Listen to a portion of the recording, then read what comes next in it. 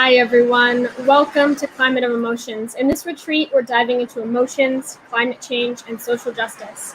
And today's panel is part of a series of events occurring over 3 days, including intimate, small group, and experiential sessions. I'd just like to thank everyone who's participated in day one of this retreat already, and welcome you if this is the first part of day one that you're attending. Today's theme is newly emerging, about honoring the pain of where we are today, and also preparing ourselves to step into a new space for solutions. So without further ado, I'd like to welcome our first speaker, Tim Surdo. His work is about supporting people of color to have a stronger voice in social change. And he is a strong advocate for the link between climate restoration and social justice. Welcome, Tim. Hi, everyone. It's great to be here. I'm very appreciative and grateful to be a part of this retreat. It's such an exciting and critically important topic to be focusing on that doesn't get nearly as much attention as it needs.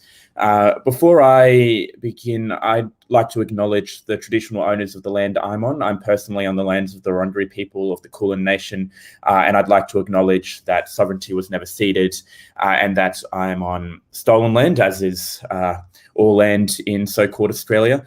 And I also want to particularly acknowledge that the violence the fossil fuel lobby inflicts on the planet disproportionately impacts First Nations people. And this is, context that's relevant to Australia, but sadly probably can be understood in many, many countries around the world by First Nations people. But last week was the 30-year anniversary of the Royal Commission into Aboriginal Deaths in Custody in Australia. And it's been 30 years since there was this landmark commission into deaths in custody, and none of the core recommendations have been implemented, and we've still had more than 470 Aboriginal deaths in custody with no convictions since that Royal Commission. So I also want to acknowledge that. So one of the themes of this retreat is how we emerge to a new place and how we envision new solutions, but it's pretty self-evident that we can't hope for a solution if we don't understand the problem we're facing, because if we don't have an accurate analysis of what has caused the problem, then the solutions that we're designing are inevitably doomed to failure. So I want to spend a little bit of time exploring that, because that's something I'm really passionate about.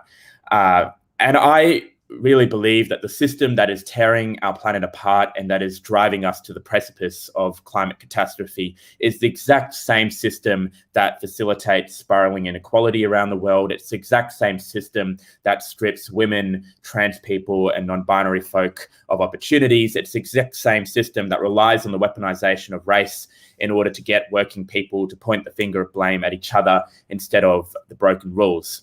And so to win the future, a safe climate, the climate movement really needs to ensure that it doesn't just focus on, carbon in the atmosphere.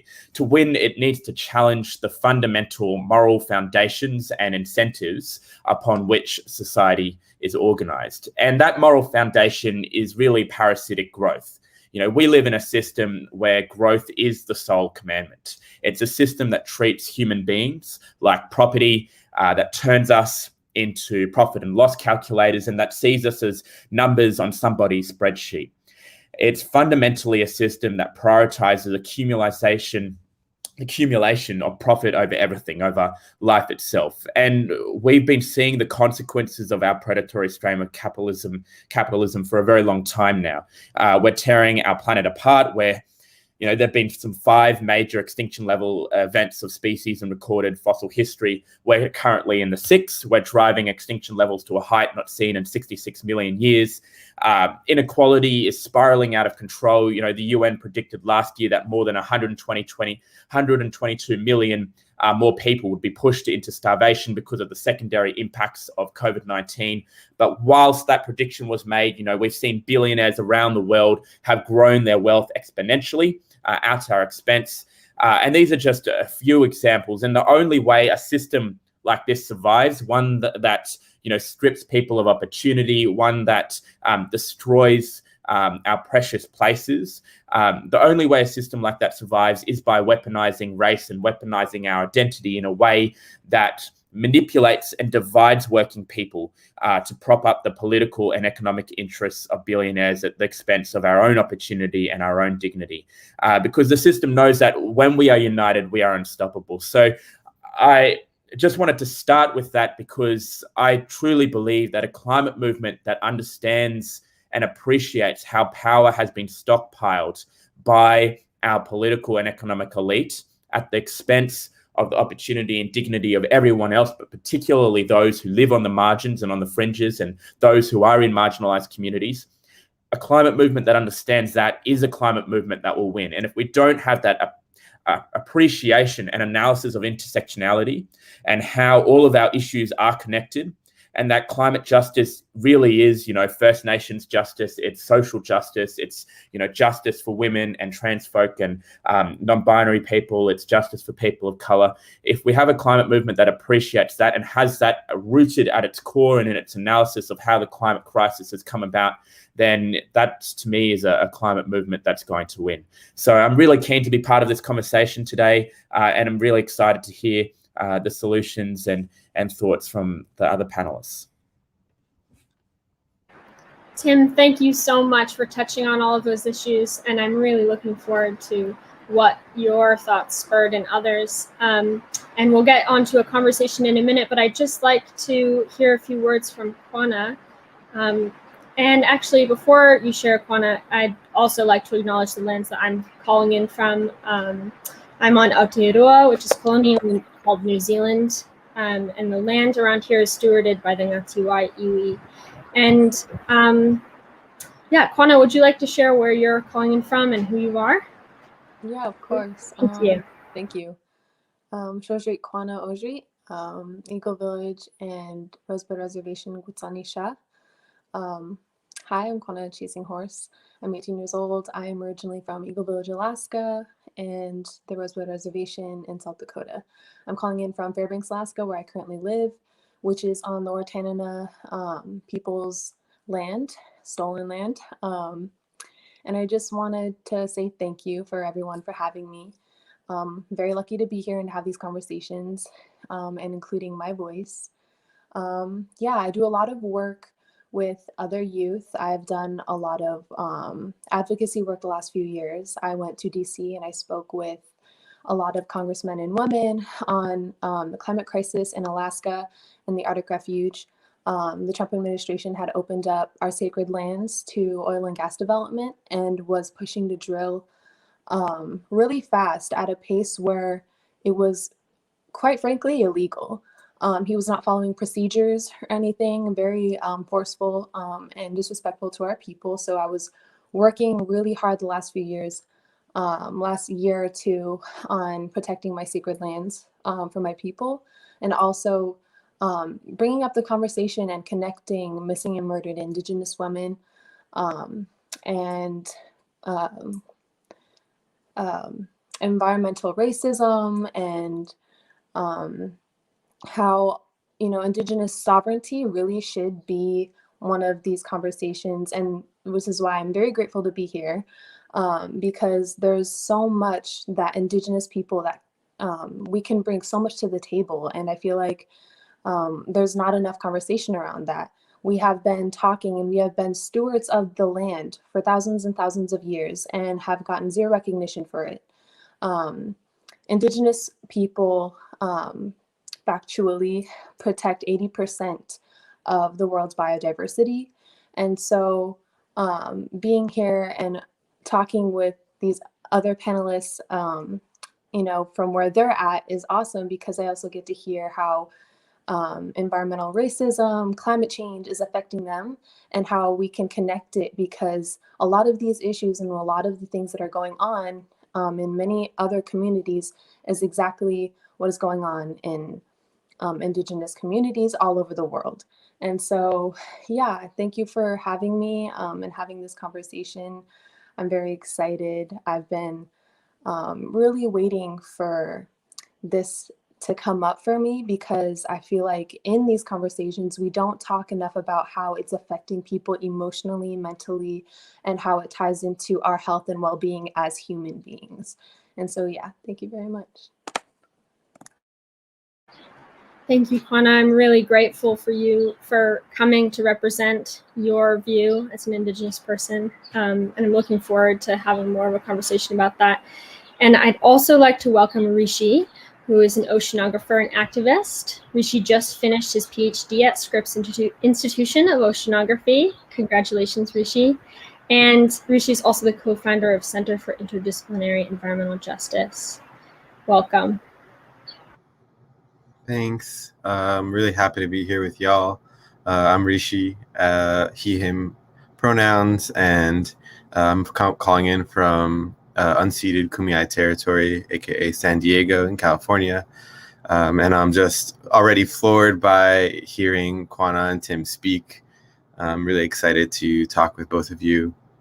As Em mentioned, I'm an ocean scientist by training, but during my time learning how to be an ocean scientist, I just sort of realized the big gaps there are between how scientists go about trying to understand the world and the lived experience of many people, including people like myself, people of color, trans people, non-binary people, women.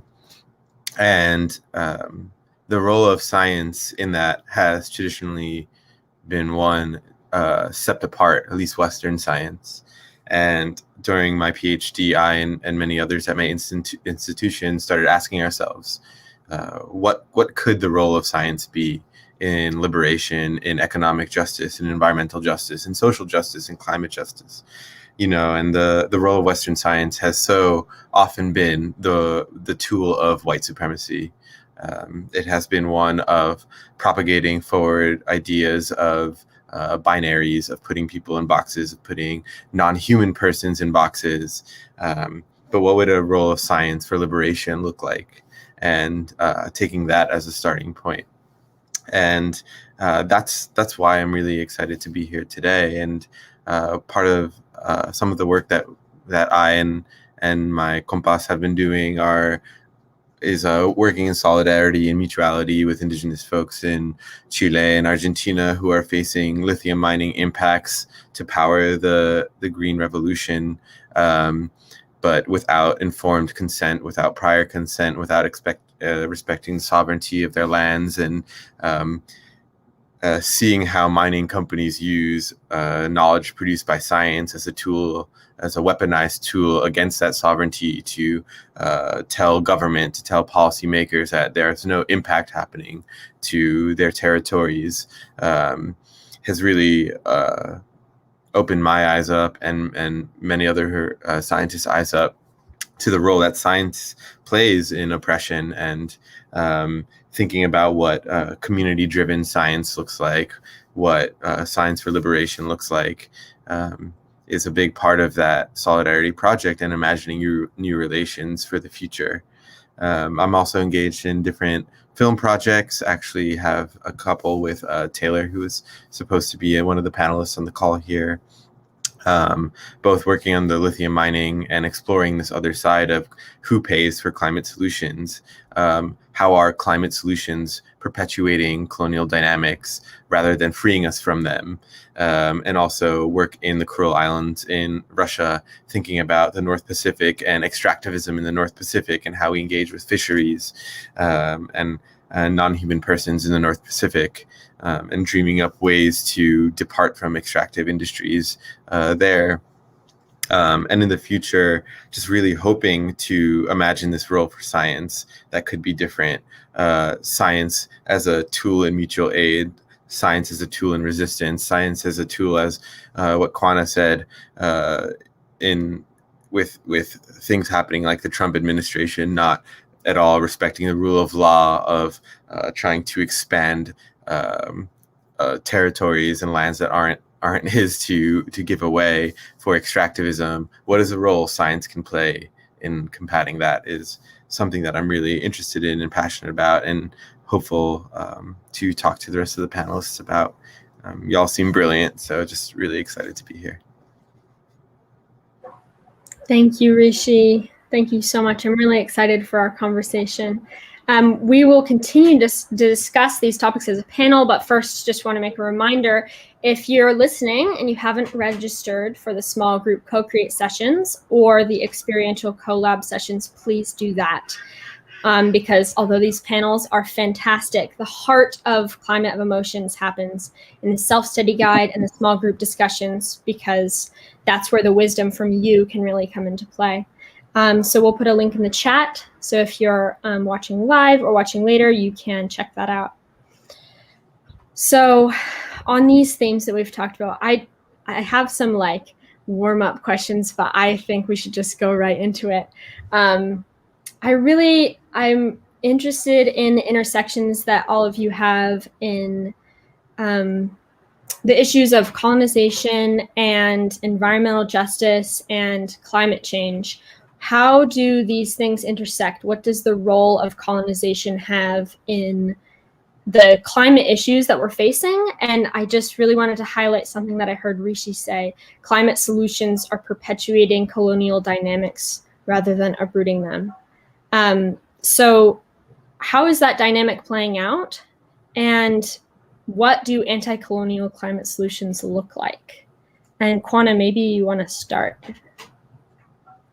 Yeah, I love that question.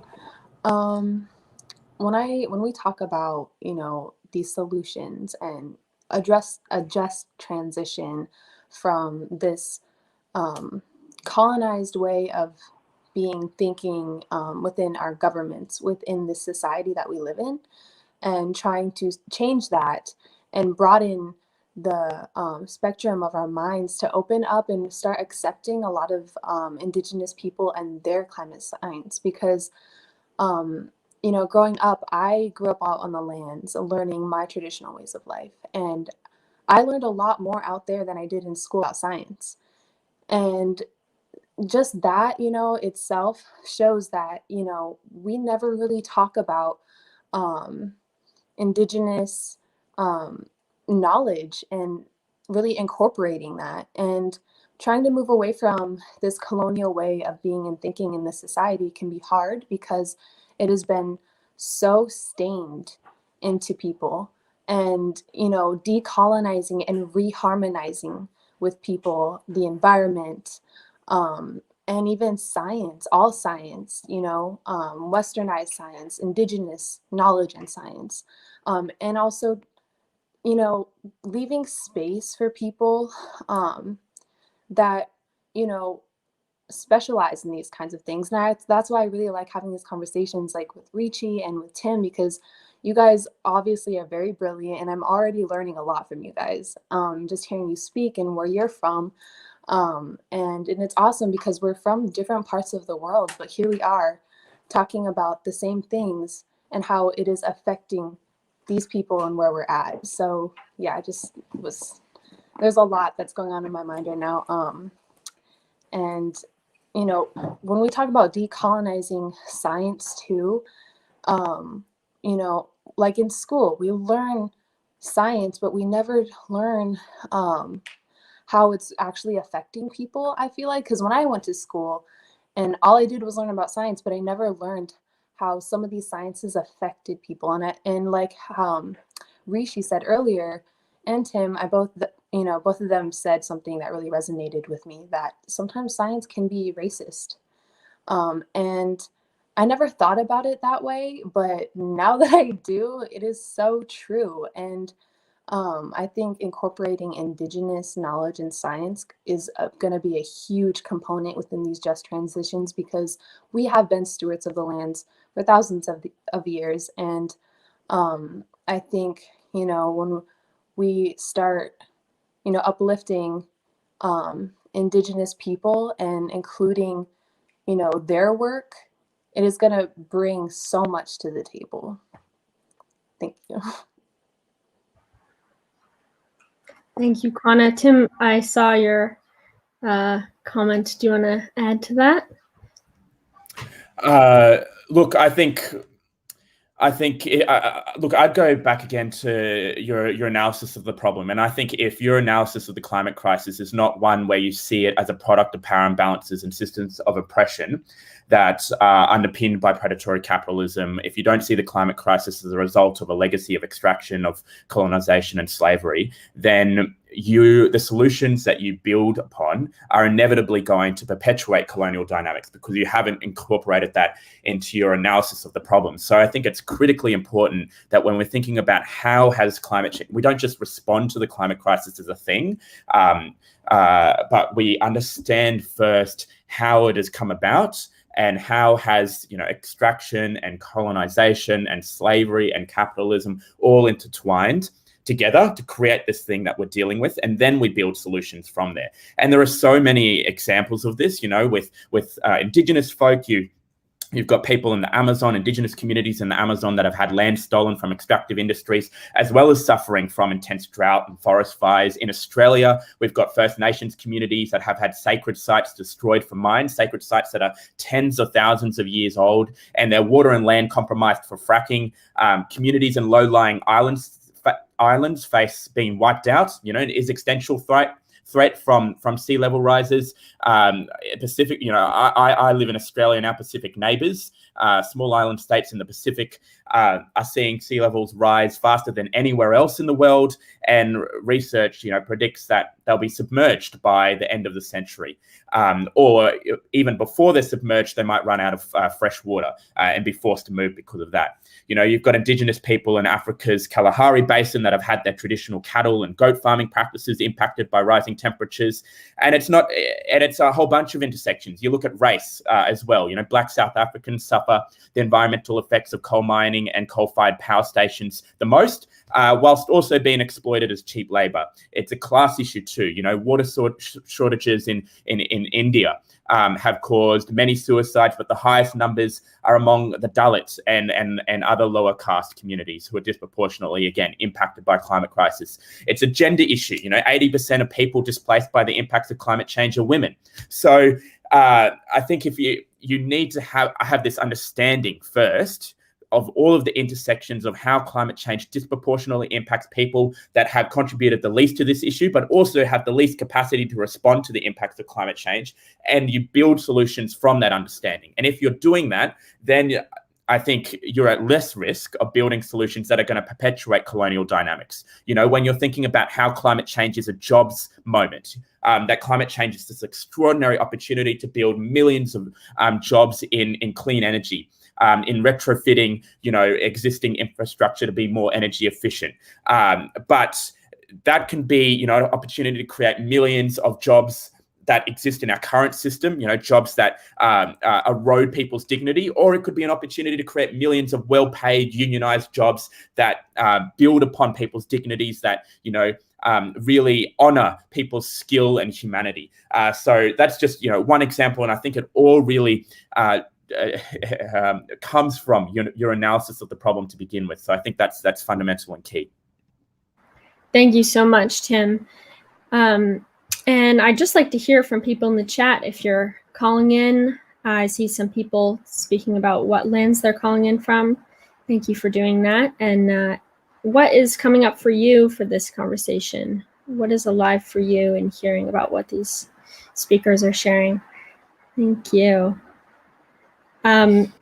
So I'm really glad that we're talking about the systems that are in place and the intersections of these systems. And as Tim said, that we need to have this analysis of the issue of climate change and the systems behind it if we're going to actually make an impact.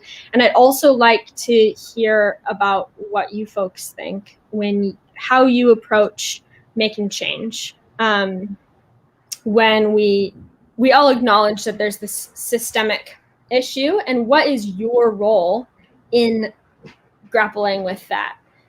Especially in this context of climate of emotions and the idea of emergent strategy that we are looking at in climate of emotions, where wisdom lies within, small change is important, the way that I am, the way that I feel and my relationships are, and the way that I interact with land and people and the world matter. And there's also these big historical, societal things.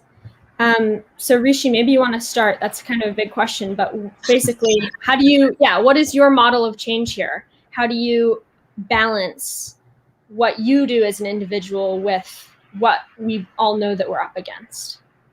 Sure. Yeah, that's a really good question. And I just want to say, when both of y'all were just speaking, I wish I had the fire emoji just to like spam that in the chat, but I couldn't find it. So I don't know if it exists or not, but both of your analyses are on point. And I think, understanding my positionality and how we address these things goes back to what Tim was saying in part about having this understanding and this analysis of the history of climate change, of where it came from, of tracking the emissions rising in the atmosphere and seeing how that related to technological innovation and mining that was fueled by slavery and displacement of indigenous peoples, and how that continues today, and how the lithium that we're mining to power electric vehicles is pumped up from groundwater in Salares, in the Salar de Atacama, against the wishes of the indigenous folks who are living there.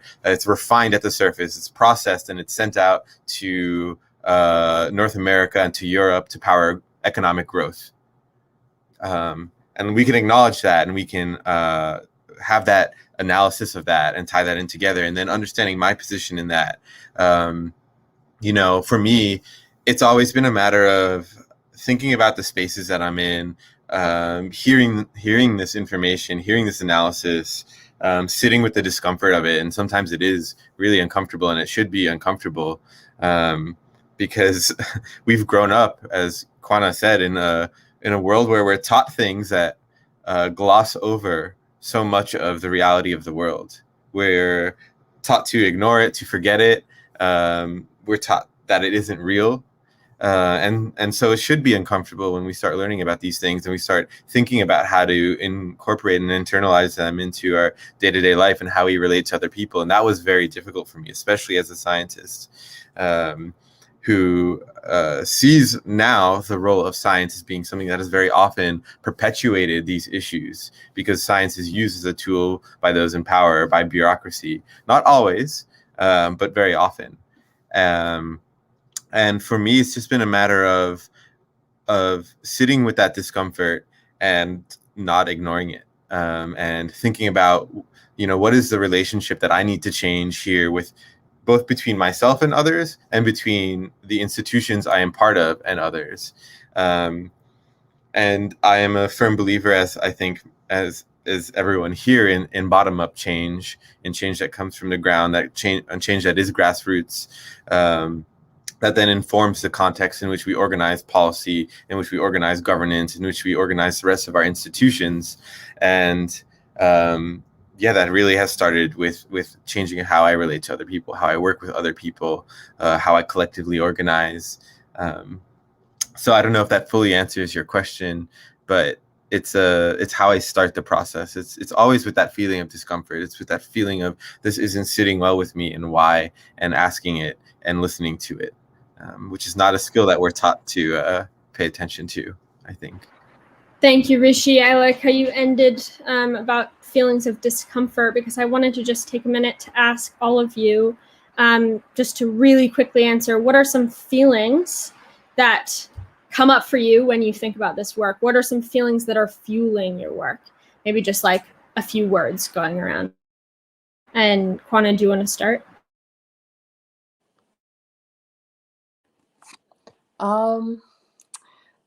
Man, that's a good one, because I feel a lot of things, growing up so connected to the lands and my way of life as an Indigenous person, and then seeing, how traumatized the lands are now due to, the extractive industries.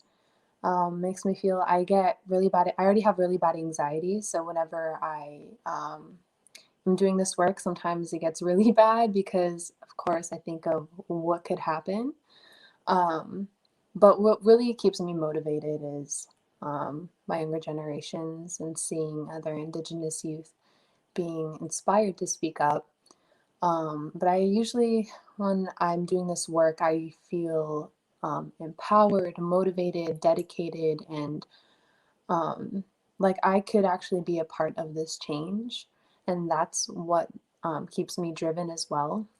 But there are also those moments where, you know, especially when I was in DC, seeing, you know, the Capitol and knowing that slaves built this, but it's not recognized, or, you know, just things like that. I'm on Lower Tanana Dene lands, and, you know, that not being recognized, just little things like that, you know, definitely is hard.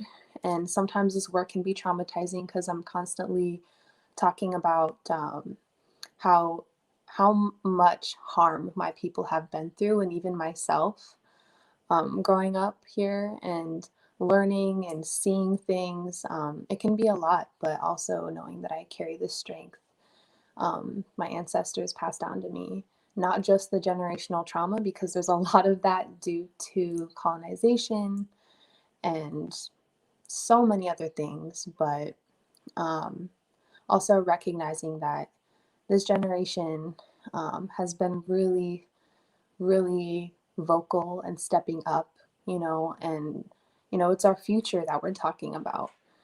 So yeah, there's the good feelings of, you know, feeling proud and happy and driven and motivated to see these changes happening, but also seeing, you know, environmental racism, all of that can be very traumatizing, but it's a good balance of both. I try not to think too much about it to where I get really bad anxiety, but yeah, that's just how it is for me. Thank you, Quannah. And I like how you talked about the nuance of different types of feelings, because at 6 seconds, we see all feelings as information, and not that some feelings would be bad or good, even though they can be difficult and, I mean, traumatizing even. So yeah, there's a lot of complexity there, and thank you for naming some of that. And Tim, do you want to just share about some of the feelings that are behind this work for you? And Rishi, maybe we'll come back to you and you can speak a little more on that after. I think the first one for me that definitely, you know, I start with, and I see in a lot of the communities that I work with is you know, rooted in anger. Like I think about all of the hurt that has been caused already, that is happening right now, and that is yet to come.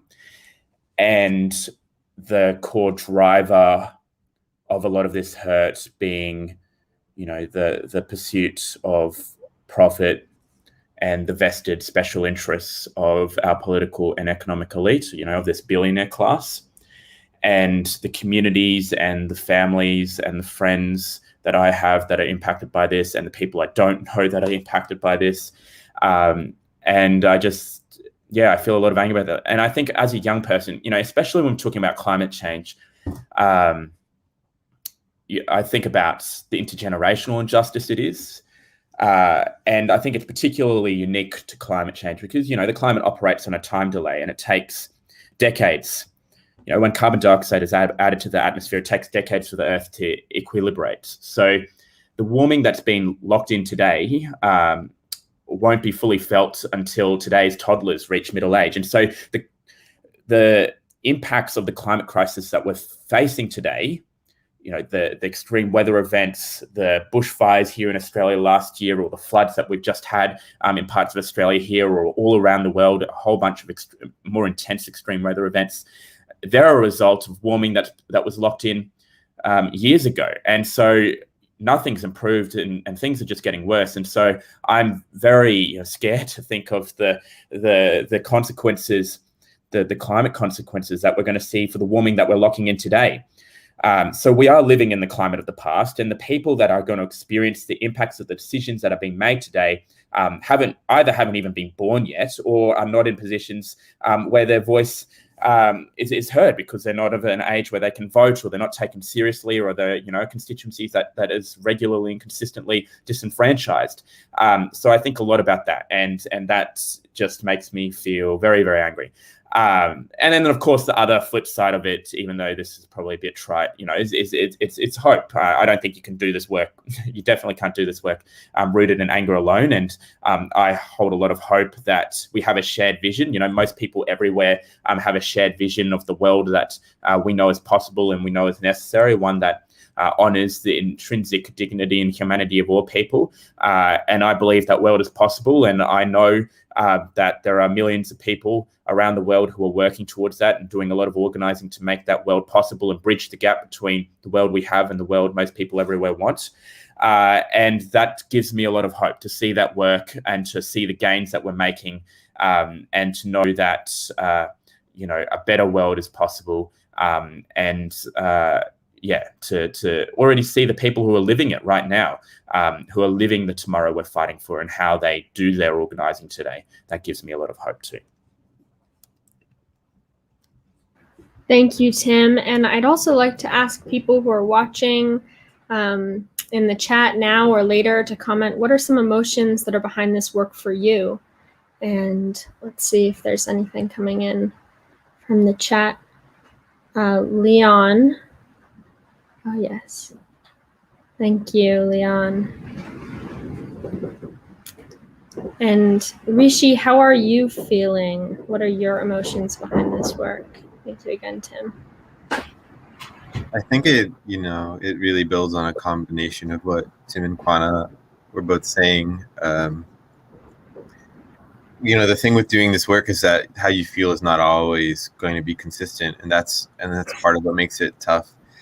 Some days you do have that feeling of hope and you do feel empowered because you do see people who are, grounded in an intersectional vision of the future with you, especially, youth activists all over the world who are engaging in that vision together and thinking about what that solidarity and mutuality looks like. But I think one of the toughest things about climate change is the very specific type of climate grief that comes with climate change. It's a very specific type of grief, I think, because in the past, when I have grieved, there has been a loss that I have mourned. There has been a process of grieving that has allowed me to understand this loss, to contextualize it, to make sense of it, and to build a future without it. But I think what's different about climate change is what we are losing is always in flux. What we know to be leaving us is always in flux, because it is this ever-evolving catastrophe that gets worse and worse by the day, and with each and every day we lose more and more. So it is, there's a lot of conversation around climate grief, but it is actually, I think, impossible to grieve because we don't know what we have lost, and we will continue to not know what we have lost because, as Tim said, climate change is baked into the system already.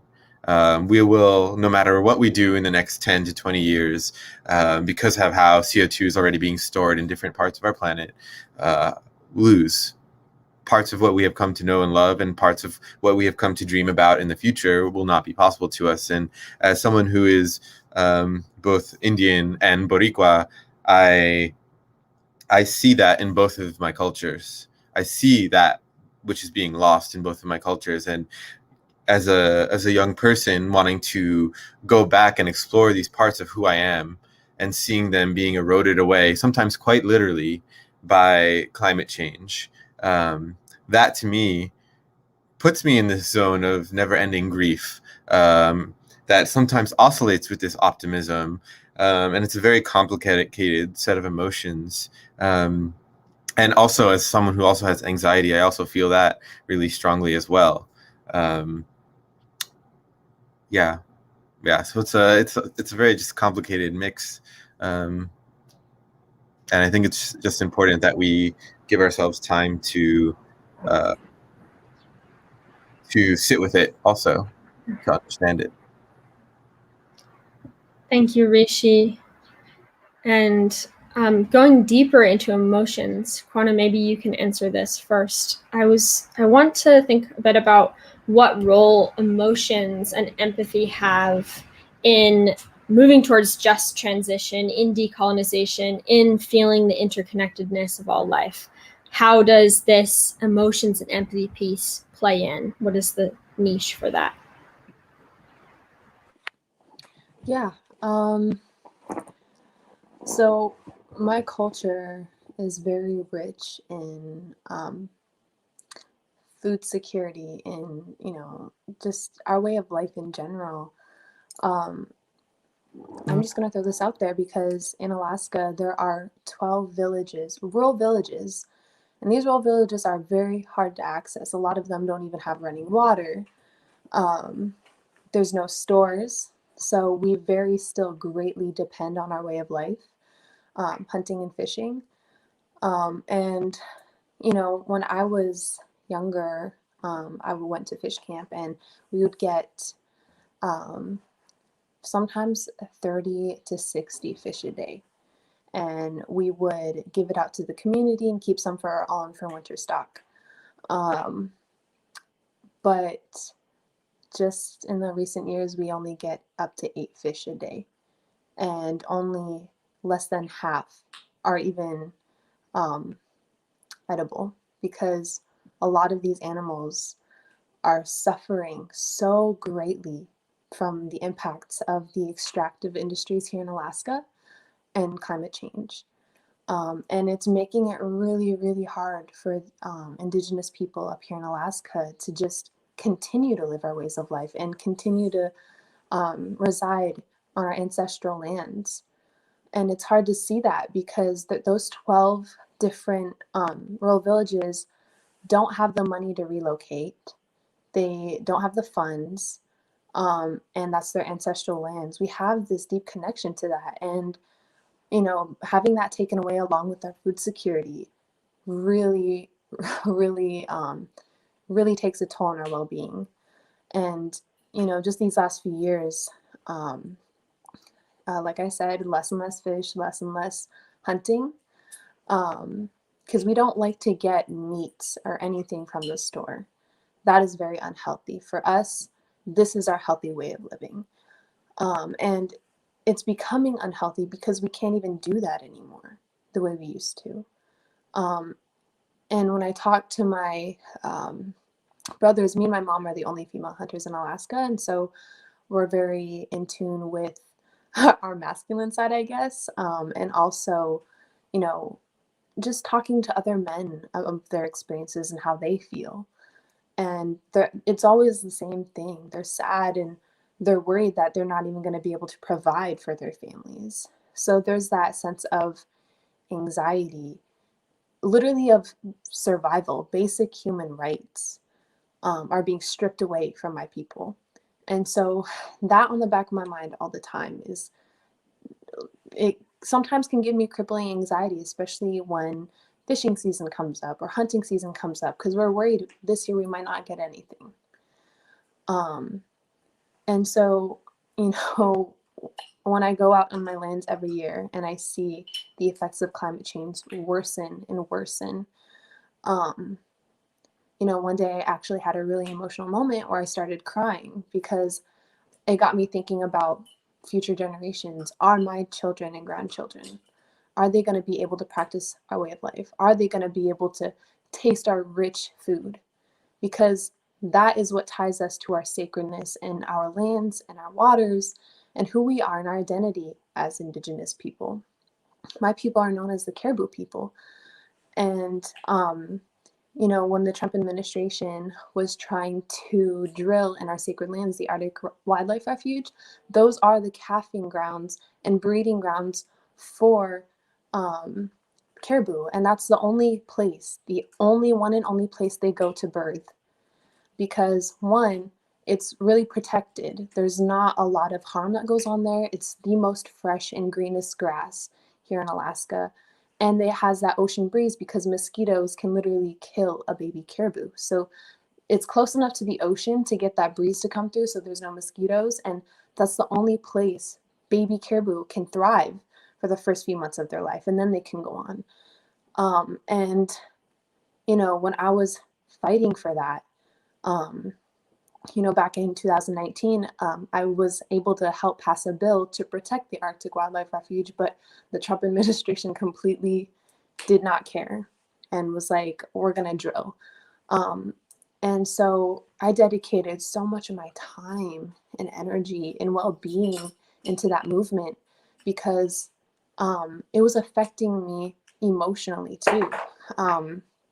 I, you know, had been dealing with anxiety and depression since elementary school, but it worsened over time. You know, as you grow, you learn more and you start realizing, you know, the world isn't all pretty all the time. There are times where you're going to look at, you know, a part of the earth and think, wow, that's really ugly. And it's because we did it. We did that. Humans did that to the earth. And, you know, I could have done something about it, but I let that happen. And that's what really eats at me. And when I got diagnosed with anxiety and depression, and I'm very open about it because this is the only way to really start overcoming these things and just opening these types of conversations and tying in our emotions to it, because it really does affect us as human beings and our well-being. When I was diagnosed, I was thinking like, why me? Like, why do I have these things? Like, why can't I just be happy? But it's that generational trauma. It's that, you know, constant, like cloud over my head of colonization, reminding me that I wasn't supposed to be here. And current day genocide is still going on. And, you know, most people don't know that and don't recognize it, or they know it and they don't. They're just in denial about it, but it's real and it's very, very hard, especially on Indigenous youth that are at the front lines of these movements, because we're the ones that are carrying these stories, these, you know, kind of challenges that we face. You constantly see like what's happening in Bears Ears, what's happening in the Dakota Access Pipeline, what's happening, obviously what had happened in the Arctic Refuge. Drilling stopped, wasn't really stopped, but halted. The Biden administration paused it, but I honestly feel like, because when we elected Biden, he told my people that he stood with us and that he was going to do the right thing. And all he did was pause it, and we haven't heard anything. And he told my other side, because I'm Hongwichin from Alaska and Ogallala Lakota from South Dakota. So both sides of my people are being affected greatly. And when I look at my Dakota side, my Lakota side in South Dakota, you know, and it makes me sad to see that both sides of my people are suffering so hard, because these administrations make all these promises, even the treaties, and they break them each time. And we can't just keep letting them do that. And that's why you see so many people fighting at the front lines. And, you know, the Biden administration literally told both sides of my people that he was going to side with us, that he was going to stand with us, and that he wasn't going to allow more trauma to happen. But he's allowing the Dakota Access Pipeline to continue my heart, because he made all of these promises. And I feel like that happens with every politician. They make these promises, but they never, you know, keep them. They're constantly breaking their promises and coming up with lame excuses. And, you know, I genuinely think that my people and my way of life, but also everyone else's way of life, and, you know, all people should have that right, just basic human rights, you know, of having clean air to breathe, clean water to drink. And that's becoming more rare. And so, yeah, it's when we talk about getting deeper with the emotions, you know, I feel like every Indigenous person can relate. It's very hard, but doing this work, it's so worth it, because, you know, like I'm sitting here with you guys and having these conversations and meeting people and seeing your work that you're doing and how you're contributing to the solutions. And it gives me hope and not as much anxiety. So thank you. Quannah, thank you so much. I want to just take a minute to acknowledge your vulnerability and your honesty and your honest emotions and your sharing of your diagnosis. So thank you for bringing that realness and aliveness to our conversation. Thank you. Yeah. And I know, Tim and Rishi, you must have some similar feelings to Quannah, although you have different experiences. And I'd like to ask you both, starting with Rishi, what helps you move forward in your emotional challenges with these complex issues? What helps you move forwards? Rishi, what about you? My community. Yeah. My family outside of my nuclear family, the westernized idea of what family is. I extend that to, the mountains I spend time in. I extend that to the animals that I get to hear, I get to see, I get to smell, I get to engage with. The plants that I see grow, right by my home here. There's a little canyon that nobody outside of the immediate community would probably go visit. It's pretty small, but it's become a place to me that day after day, going back and just seeing my plant friends, part of my community, genuinely part of my community, change and grow and evolve and find love in their own way. That's where I go to spend time there. It's really important to me for the whole process of not getting lost, remembering what matters. I don't need to be some person traveling off to far off places to remember it. It's right here where I am in the soil I could put my hands in, even in all this built environment. The people that I'm here with, they keep me grounded where I need to be. That's been what helps the most as I've gotten more and more deep into this work and dealt with the anxiety also. And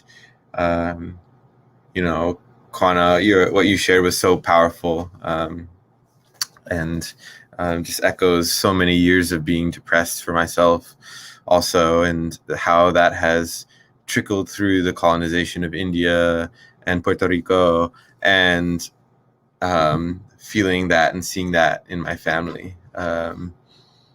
But just remembering that there are these spaces and there are these communities out there that I am part of that keep me centered and grounded. Thank you, Rishi.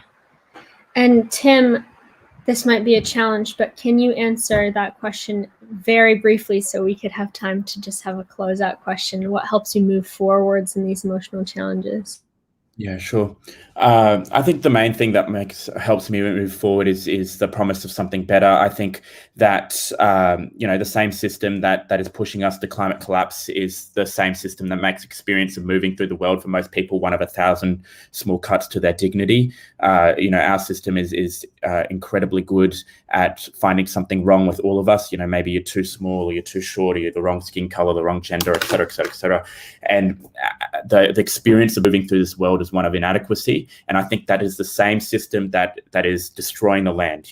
This is the same system of extraction, pursuit of profit, might is right, violence to people in the land, is the same system that emphasizes the individual, emphasizes competition, and emphasizes greed. And the sooner we see them as the same thing, I think the sooner we can have a really exciting conversation of what does it actually mean to build a society where people are genuinely happy, where they don't hate their jobs, where hating your job is not a stereotype of life, where people are able to walk on the streets safely, and where we have a symbiotic relationship between people and planet. And so I think that's a very exciting conversation, and I really believe that we're on the precipice of building a reimagined way of being human, and what does it mean to, like, you know, fundamentally exploring what does it mean to be human, what is our purpose on this planet. And it's not to, you know, accumulate profits for some billionaire. It's to, you know, maximize our own potential. It's to maximize our collective potential. It's to be happy. It's to spend time with our friends and family,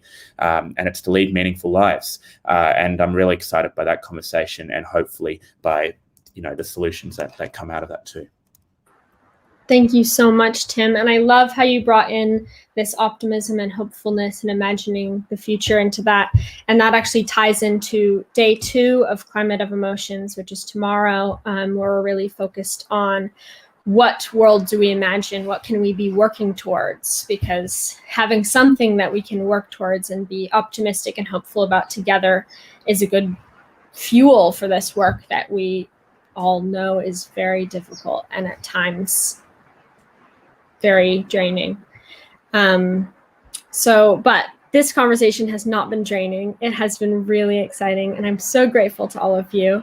I'd just like to close out our conversation by, if you could share briefly, what is alive for you now after speaking with each other and being together? What is alive for you now from this conversation in a few words? And maybe we can go just in that order: Quannah, Rishi, and then Tim. You said what is alive for me? Or what is this conversation inspiring for you? Oh. Yeah. Man, I've just also learned so much from these other panelists. Thank you so much for also being here and hearing me, but also educating me on what you're doing. It's amazing. And also, you know, every time I get off one of these calls, I feel more inspired to just even go outside and enjoy whatever left I have.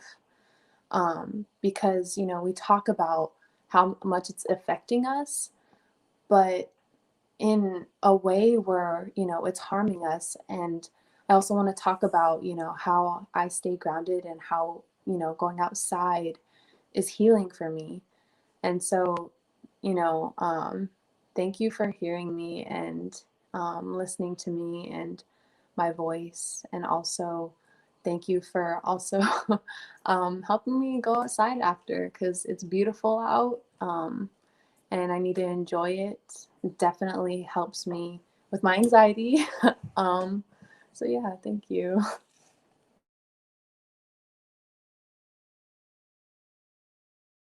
I think it's my turn. I mean, I don't know. Have you heard these two talk the whole time? I mean, it's incredible. What? Like, that's what I'm feeling. I mean, I'm in the private chat messaging everyone, just saying, like, y'all, we got to keep working after this. There's so much just coming in my head right now of stuff that we can engage in together. And yeah, it's you know, we talked earlier about the, like, feeling the grief and the anger and the anxiety, but also feeling the power and the strength. And it's times like right now where I feel that power and strength and appreciation of the people in this movement, and just excited to see what we can co-create. And that's what this is about. So thanks y'all so much for sharing in this space.